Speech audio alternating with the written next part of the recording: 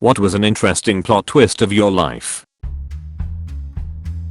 Grew up hating beans, lentils, and nuts. At one point I was so fed up with people trying to get me to eat nuts that I'd tell strangers I was allergic just to get them out of my face. In my early 20s I decided I was being a punk and learned to like those foods, but found myself getting sick a lot around that time. Turns out I'm allergic to a component of plant proteins, like those found in beans, lentils, and nuts. It's actually a pretty restrictive allergy beyond that, but finding out I was never lying about being allergic to nuts was kinda funny.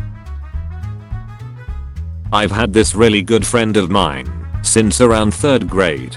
Being normal asshole guy friends, we would make jokes about each other. I have absolutely no problem with gay or retarded people, but those were common terms said between us. My senior year of high school I decided to go all out on making a joke about him. I started telling people that he got pegged in the ass by his girlfriend. This rumor spread like a wildfire. I heard freshmen I didn't even know talking about it. He never figured out where it came from, and luckily for me the first people I told never snitched. Feeling like an asshole though I told those people to tell everyone else it was just a joke. My friend was very agitated by all of this, which I assumed was just because it was a stupid rumor.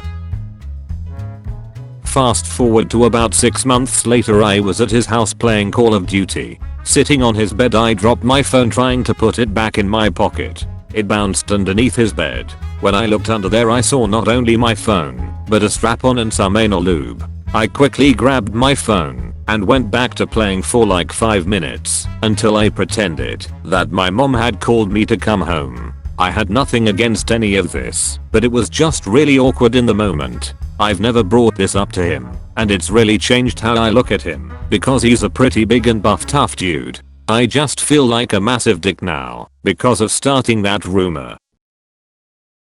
After I finished high school I didn't get into the university I wanted.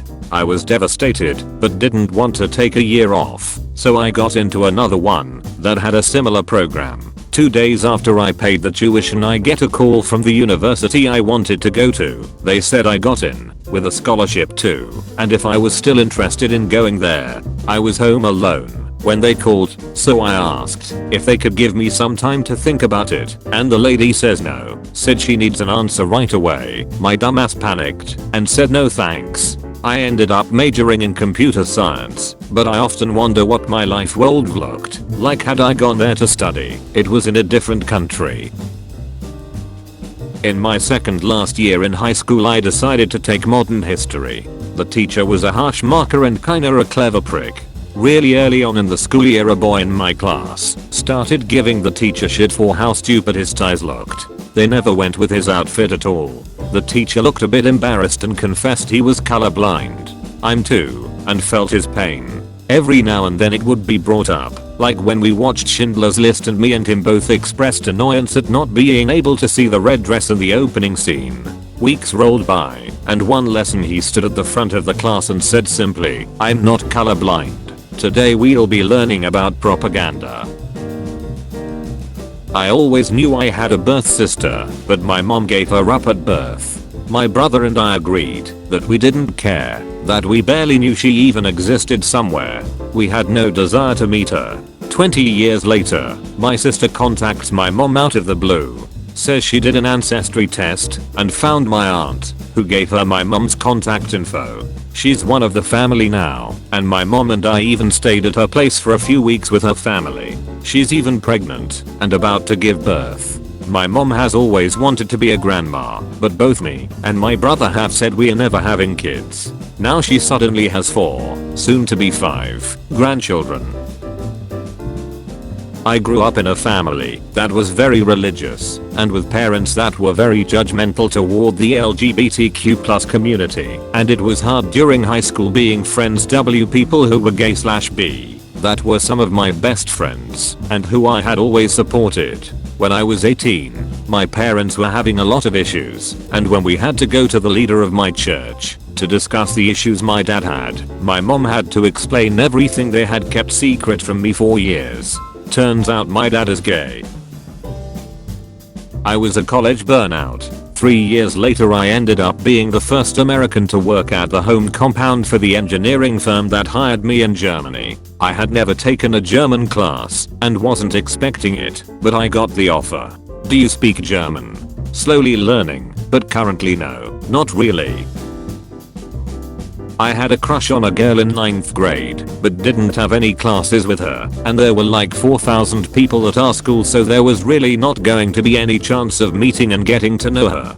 Plot twist, I started hanging out with one of my junior buddies. He just so happened to be close friends with my crush's sister. Sister introduced me to crush, and now 8 years later we are married. Thought I wanted 100% to be a tattoo artist from elementary school up until grade 11. I was super artsy, took senior art classes, and everyone thought I'd be an artist my whole life. I got an art related co-op in grade 11 and hated it, and suddenly discovered my passion for science and medicine. Took 3 years worth of uni level science classes squeezed into my 12th grade year, and I'm about to graduate in 2 weeks, then will be going to do my Bachelor of Science. A quote from my journal that I just found the other day. Thing is, I was good at art, but I wasn't passionate about it, and there's a difference between being passionate about something and being good at it. I was a smart kid, but very introverted and barely had any friends. Couldn't speak in public as I had a paralyzing fear of crowds, and I would get teary-eyed in confrontational occasions, even if it was someone just asking me a question a little too harshly or doubting something I said. My school offered us an extracurricular activity when we were seniors that basically helped you develop and research project on any area you liked, and then sent you off to contests to defend it and maybe win prizes. I did a project in microbiology about how seaweed extracts could kill an otherwise untreatable disease in plants. My teacher was very scared to send me to contests, as she couldn't be anywhere near me when the judge came around, and she was worried I wouldn't handle the pressure. Turns out, when I had science on my side, and I had researched the shit out of something until someone couldn't ask me something I wouldn't know, I was a star. I won 1st/2nd place in all 8 contests I entered, including the biggest pre-university science competition in the world, Intel ICEF. I lost 234 lbs, after which my marriage dissolved and was reduced to the financial standing of an 18-year-old leaving my parents' house for the first time, with 0 savings and 0 notice. It's been a tough 6 years, but my new life is coming together nicely. When I was 12 I was in the car with my mother and we were joking about my sibling and how they could be adopted. I was always in fights with them, so the though of not actually being related to them was good. Then she explained none of us were adopted as a parent does. I counteracted with maybe you're just waiting until they're old enough to handle it. There was a silence, and then she explained to me this. I had a twin brother. Had because he died at birth. I was the twin that survived and was perfectly healthy, but he didn't make it. She explained that's why she sometimes gets sad when I'm around. Was patronized by the teachers in my high school because they thought I had special needs, despite my protest that I didn't. They put me in classes that were below my skill level. They did this with drama, which I loved doing before that, and wouldn't move me. So I stopped making effort, and I was advised not to pursue acting or performing.